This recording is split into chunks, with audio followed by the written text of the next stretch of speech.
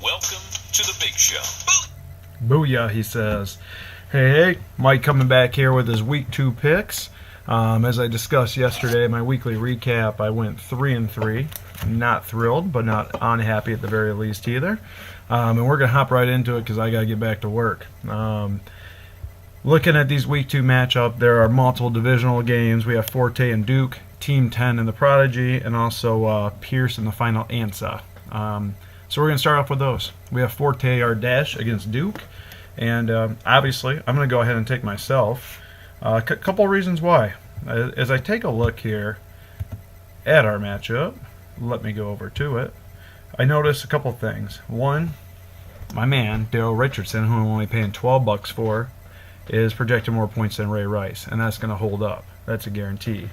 This is also the projected closest matchup, I believe, in the league right now, and I don't think Duke stands a chance against me.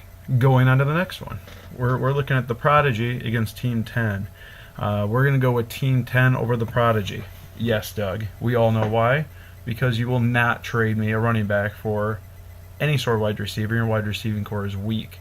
Sidney Rice and Mike Wallace, two of the most overrated wide receivers in the league, and even by projection standards in my mind. They're combined 31 points. I don't think they score combined 20 points. Also, if the Bears play good, Team 10 wins. Why? Because they have Brandon Marshall and Alshon Jeffrey. They happen to play Minnesota, and they just got passed all over by the Detroit Lions. So, as a recap there, I'm taking 10 over the Prodigy. Prodigy will be dropping to 0-2 after his heartbreaker last week. On to the next game. We're going to be looking at Pierce Brosnan in the final ANSA.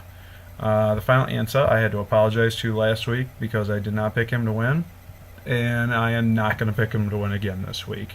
He's not going to have Houston bailing him out at the end, as they're going to be far and away ahead of Tennessee, so they're going to start playing conservative.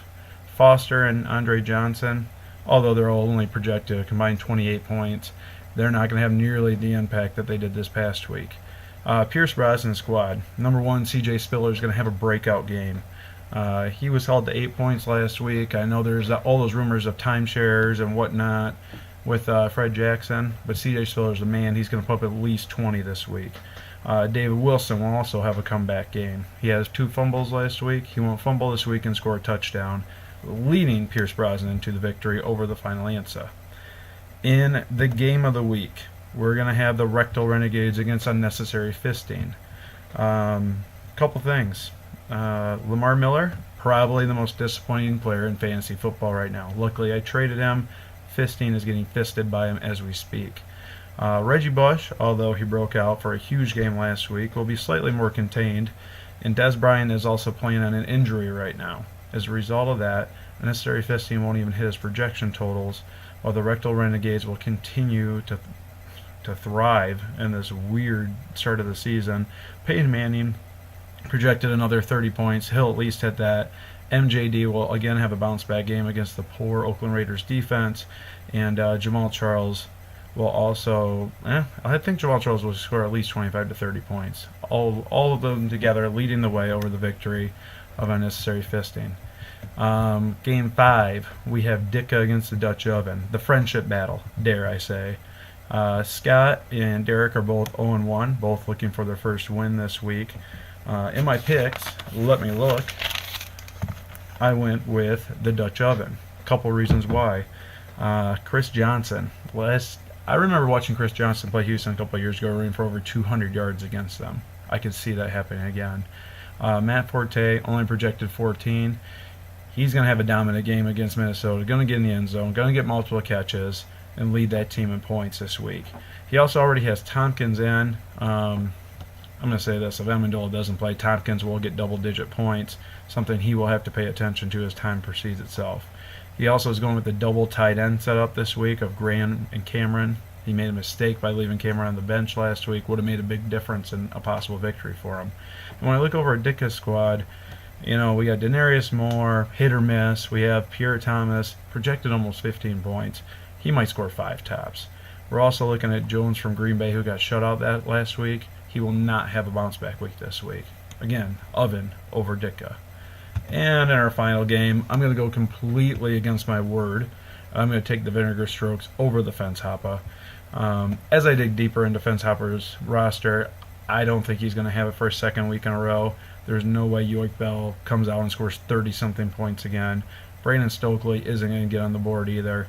And then he has Michael Bush in as well. So those three players are going to really hinder his old team. Unless Peterson has just a fantastic game against a strong Bears defense and Rodgers goes up against Washington, I don't like his chances. When I'm looking over the Vinegar Strokes, a couple things here. A.J. Green just lit up and is on fire this past week. He's going to continue his ways this week. LaShawn McCoy, loving the new offense out there. McCoy might be the #1 fantasy running back this year. I would love to trade for him, Eric. Let me know. And finally, Roddy White is starting to get a little bit healthier this week from that high ankle sprain.